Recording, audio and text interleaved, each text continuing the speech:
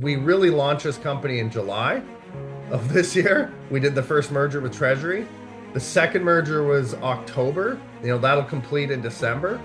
This company is setting up to be the premier go-to mid-tier developer in Canada, especially when the markets turn, because they are going to turn here.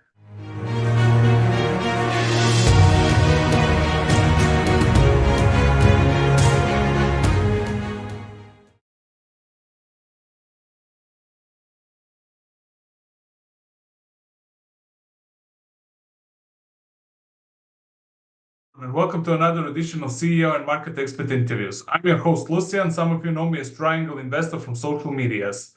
Today, we are covering NexGold Mining Corp, and I'm joined by their president, Mr. Morgan Lekstrom. Morgan, you are my guest for the first time, so warm welcome to you. It is great to have you. Thank you. It's an honor to be here. Thank you very much. I believe that the timing for this interview couldn't be better since you announced a merger deal a few days ago with Signal Gold to create one of Canada's most advanced near-term gold developers. By the way, congrats on that. And let's actually start with that news, with you bringing us some details of the deal, synergies that come from that deal, and benefits, of course, for both sides. Look, I think this was a long time coming for us. I mean, we've been working on it for quite some time. The idea here with NexGold was to really form that advanced mid-tier that doesn't yet have a production asset, but seeing the synergies between the Goliath complex in Northwestern Ontario, permits, how that's all coming together, the 3 million ounces there, plus the 3 million ounces at the Signal asset and their advanced stage permitting and the exploration potential. It was really just on the base level, there was synergies on Canadian developer, right? Scream that to us. I'd spoken to Frank about this many times. Frank Giustra is one of our main backers, and we came up with this plan together, and it really resonated. And not only because there's the development potential and the scale potential, but because there was significant amount of debt in the company that we were able to use our network and our people we know, especially with Nabari being so flexible with us, it really, really helped that we were able to restructure that and bring value. So we really got something that was an enterprise value of 70 million-ish dollars for 25 million in shares. That together with what we have now will put us at a 6 million ounce gold company with 4.7 million in the M&I category and near-term construction out of both projects. No, we're not going to build them together. That's a crazy notion, but it's going to be two projects fighting each other like twins for the parents' love. So it's going to be a lot of fun. That's definitely a game changer, and with Frank Giustra backing that deal and backing your company, that is a really good background for you. Have you discussed already the future? How will the future management roles look like after you close this transaction, actually?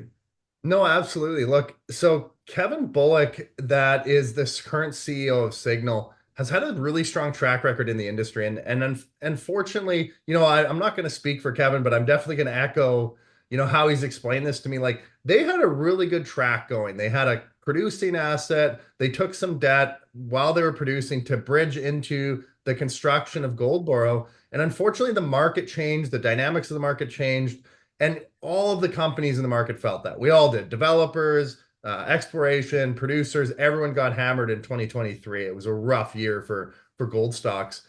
And that just put the company in a weird situation. But I really got to give it to Kevin. Like, he sits on the board of B2. He has a track record of building and potentially selling companies. Well, he sold a few.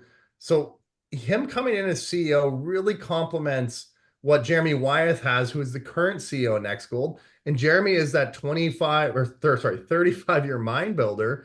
He's going to go into the COO role. So now you have a dedicated focus from someone that has lots and lots of experience of executing these projects on that project basis. So driving those two projects concurrently together until we get to that construction decision, which is absolutely amazing of Jeremy to be able to do that and focus on that, while Kevin focuses on the business development side, on the markets, and on understanding the holistic picture here, working with myself and Frank and others to grow the company. I think one of the things I'd like to say is we really launched this company in July of this year. We did the first merger with Treasury. The second merger was October. That'll complete in December. This company is setting up to be the premier go-to mid-tier developer in Canada, especially when the markets turn, because they are going to turn here. I don't know when. I don't have a crystal ball. But that's really why we set the management up the way that we did. We set them up to grow the company, but also grow the assets in the same light. You're new, but you're pretty busy. So definitely pretty busy company with a lot of news flow. You already touched a bit on that, but I will ask you to go a little bit deeper. How have you already discussed an early plans about the company strategy going forward? Will there be a change of focus, or better to say, priorities with projects? Which projects will actually get more attention after this transaction closes? That's an interesting question. I just want to finish on the management thing for one Sure, thing. I just have sure. one more thought there. The team that both Jeremy and Kevin built, and remember, I'm fairly new to the company in the sense of putting it all the pieces together. The team that Kevin built on the ground includes their VPs like Deidre and others, and their VPX, Paul, like, is an exceptional team.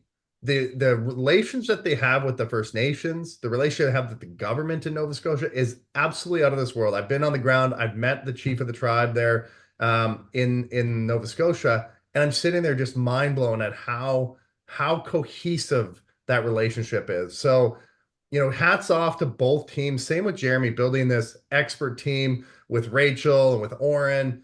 And so again, when you think about merging teams together, you've now got succession plans. You've now got the ability to execute. Excuse me. And that comes into your question of what's the plans, right?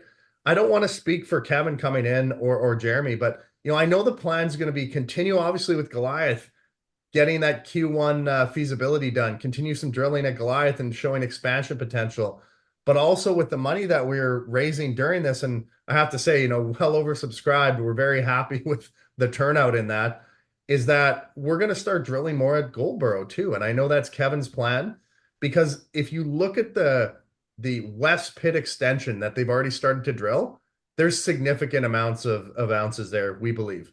You can see it, you can see the grades, you can see the extension. Now this is an opportunity to take a look, add that kind of resource together, get it back to an updated feasibility study. Again, I'd like to see these two run in parallel, because you have an opportunity here to build Canada's next 250,000 ounce per year producer. And you have the two projects already to do that. You know how rare it is to get two projects of this permitted, of this caliber, with this type of management team. I hopefully it's not my only time in my life that I get to see this, but it's been pretty awesome. That definitely looks very promising, very good projects in the pipeline. And let's cover them actually. Yeah, let's start with the Goliath Gold Complex. Walk me through. That is actually a project that consists of three projects: the Goliath Gold projects, Goldland, and Miller Gold project, if I'm not mistaken. So my first question is, what are you currently doing over there, and what are the next steps? So let's really focus on two components of the Goliath complex. One is Goliath, the actual open pit area itself, the resource, and then the Goldland project. Miller's up north a bit. It's about 75,000 ounces. But the other two are about, a million and a half each kind of thing. So you have 25 kilometers in between where the two open pits will be. Goliath itself will house where the mill will be, because it's got infrastructure, it's got power lines going through it, it's got a road going through it. So the bankable feasibility right now is really concentrating on those two main areas. Again, highways, roads, every infrastructure you'd ever want. So now we're drilling in between there. We're going to start drilling to show expansion potential there and discovery. We're going to start to show the expansion at both Goliath and Goldland. Both are open at depth and along strike. So you're going to see that these things can grow. That is the main point of this drill program. It's to show that there's growth potential, to show that it's a bigger district. We've got 65 kilometers of strike and about 300 square kilometer land package. So there's a lot that can be done there. but we are driving forward into that feasibility while having these exploration results come along. Okay, you mentioned infrastructure. What kind of infrastructure is actually over there? So we're about 15, 16 kilometers away from a town called Dryden, Ontario. There's about 8,500 people there. There is a pulp mill there. So there's a lot of the essential people you would want for a mine, your tradespeople, your operators, that kind of stuff. There's a Trans-Canada Highway, which is the main corridor of highway through Canada. That's right on our property. You just drive right off it and you're up into where the mine area would be. You have the high voltage power lines. You have a 115 kV and a 230 kV line right through where the mill will be. So again, I'm not having to use generators. I'm not having to build a ton of roads at all. You just have this very unique location for mine building. One of the last mines I was a part of was Sabina's Back River project, and that's in the Arctic. So this is kind of a nice change where you can drive to site. You fly in, you drive to site. Definitely a change. I know it's actually a very good jurisdiction, and probably the cost of mining with this kind of infrastructure will be much lesser, right? Yeah, I mean, our pre-feasibility contemplated about 1,036 ASIC. Inflation happens. I'm not going to speak for what the bankable fees will be at, but it's going to be a very low cost of mining. Excuse me. And mainly thinking about, again, location, access to people, access to power from a hydroelectric power. So you have a cheaper power system. It's you have what I call the stacking effect, stacking of all the right things to build a long mine with longevity to it. Let's say everything goes well, and in the perfect world, when do you believe that you can start producing first ounce of gold from there? So out of Goliath, we firmly believe that we'll be looking to put shovels in the ground in the next 16 months. So by the end of 2025 to early 2026, from a permitting, from a First Nations, from financing, that type of stuff, there's a lot of good debt out there right now that you could finance this off of. There is room to grow as well. So, putting Goldboro into this obviously brings our market cap up, brings our mineral inventory up, and the likelihood to finance either one of these projects and build them first. Like, you really have very similar projects, Goldboro being much higher grade at this point, and that those are decisions we're going to take. We're going to have a matrix. We've already started this of which one you build first, right? Because we believe that both projects can actually be bigger than originally planned. So we're going to look at these in concert and say, okay, this one's permitted, this one's permitted. Hey, guess what? We now have a permitted pipeline of projects in Canada. I mean, that's very rare. Yeah, definitely. And you mentioned grade. What kind of grades are we talking here, and what is the depth? Okay, so the grades at Goldboro are in the mid 2 grams per ton range in open pit. I think their overall resource grade, including the underground and the open pits, is around 3.8, which is a very strong grade. The open pits in themselves are in the mid twos. The Goliath complex in Northwestern Ontario is about 1 to 1.3. So again, and this, you got to remember when you put these grades in, this includes processing the low grade stockpiles. If you weren't processing low grade stockpiles, this would be the 1.5-1.7 range, right? So when you think about grade, you're like, okay, that's a little lower. It's like, yeah, but we're also processing, half-gram material in the last 3 years. So if you cut those years out, this actually becomes a much higher grade reserve overall in the mine plan. So very similar in size. Goldboro will be about 4,000 tons per day. Goliath will be 6,500 tons per day. Similar processes. So the reason I'm echoing similar is because we have a team that can build mines. And when you build one and you build another similar one, you get all the synergies of that. You get all the learning from that. So very, very strong place to be, having a team that can build and execute and then move to the next one. I Makes call it the sense. plaster dome model. Okay, okay. You also have an exploration projects in the portfolio, so please give me a breakdown of those projects and current work and plans going forward as well. Sure, there's a lot of little exploration projects spread around Ontario. I don't want to list all of them because we'll be here for a little while. We're not planning any work on those right now. The expansion work at Goldboro in Nova Scotia is really going to be the focus of what's going on over there, outside of Goliath and the expansion work there. But it's been clearly defined that there is massive expansion at Goldboro that's happening. We're gonna keep going with that. The underneath the west pit is that underground component that expands underneath the east pit. They've hit a couple holes there before. That's going to be another expansion potential there. I mean, I think that has major, 50 to 75% more in resource than we even know is there. But again, I don't want to this is a forward-looking statement just to qualify it, but it keeps showing that there's more and more there. We keep hitting results. So I have to say, Signal keeps hitting results. I already say we. But you have Niblack too, Southeast Alaska. That came in with the Black Wolf transaction. That's a 6 million ton VMS deposit. That is something that we will look to either expand or monetize in the near future, as well as Tilt Cove. So Tilt Cove's in Nova Scotia. I know I'm kind of bouncing around from side of the country to side of the country. So the Signal asset Tilt Cove, I think that's something that can be monetized in the near future as well. So you have two core assets that make up 6 million ounces. You've got Niblack, which is on a port, 6 million tons, about 880,000 gold equivalent ounces.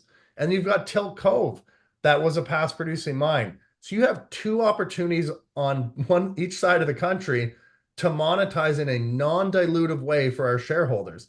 When you put all this together, that becomes something that can capitalize this company without taking another dollar from shareholders. Actually, when you mention monetize them, is the long strategy here to maybe sell those projects or spin them out in another vehicle and remain focused on the core assets? Tell me more. I would say that the focus 100% is on the core assets. Tilt Cove and Niblack are opportunities. They're opportunities for capitalization in the future. And however we do that, if it's a spin out, if it's a sale, if it's adding them to the pipeline, those are items that we are looking at and assessing right now. But I know that the board and the management team are looking at how to best utilize these assets to focus on the core assets. So that is a monetization game. Okay. I want to talk a bit on the company specific, so to say. Let's say, what's your current cash position and how will this financing that go forward? You have a combination of hard dollar financing and flow through or something similar?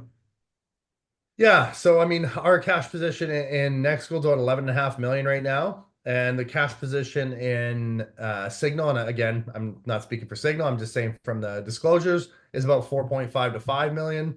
So you have a well-capitalized vehicle there. There's obviously transaction costs.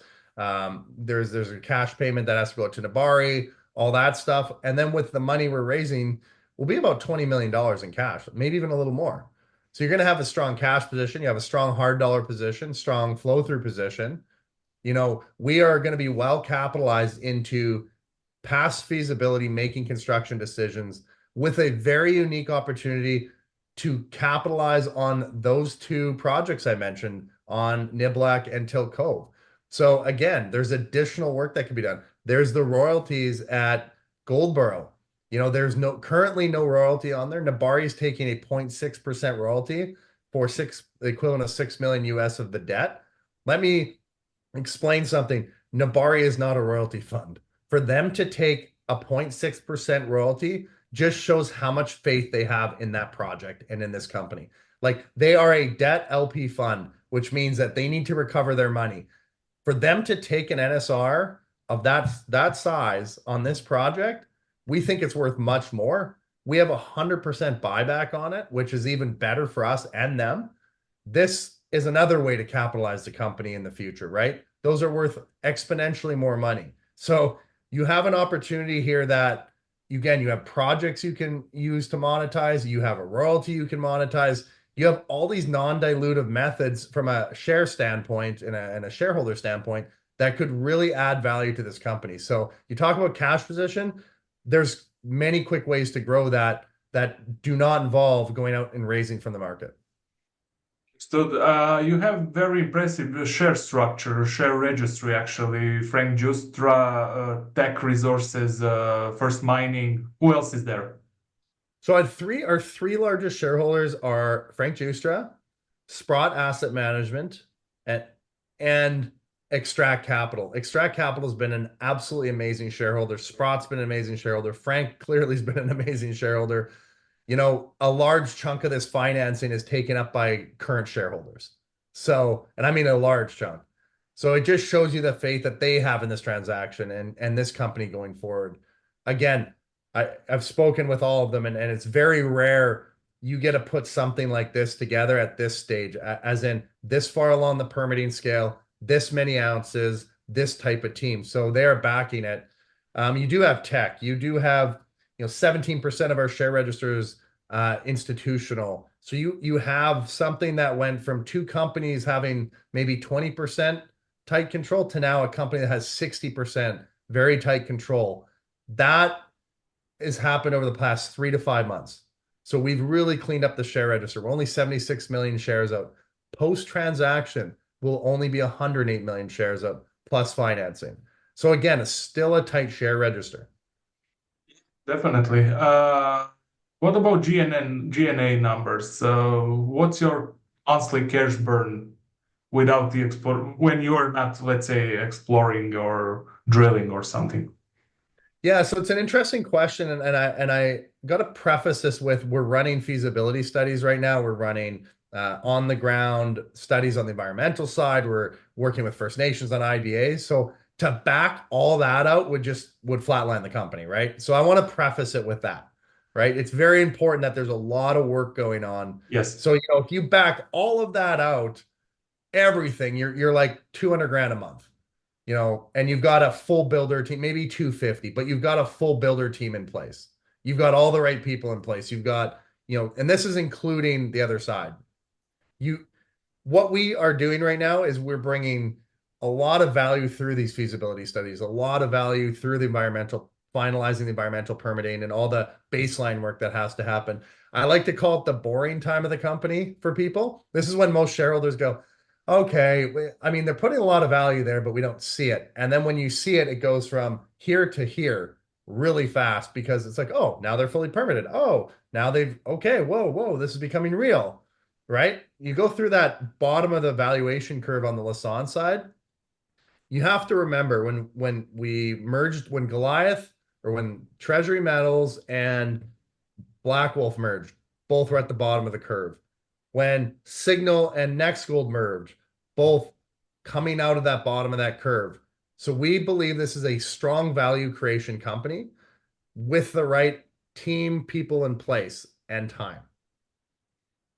So keep echoing that. Yeah. What about skin in the game? How much does the management have? How many shares do they have? And you personally, of course.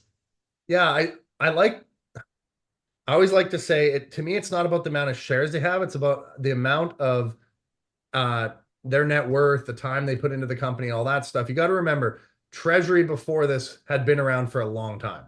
Had gone through iterations of management. So when people ask that question, I always think they're like, how many cheap shares are there? How many 5 cent, 1 cent, 2 cent shares are there? In this deal, there are none. Frank's cost base, you can see it out there, is in the 90 cent range, right? The last financing was done at 56 cents, and that was all Extract Capital. So, and you can see these are all disclosed information. So you now have a company where in this financing, management is putting $1 million in. Management and board of directors.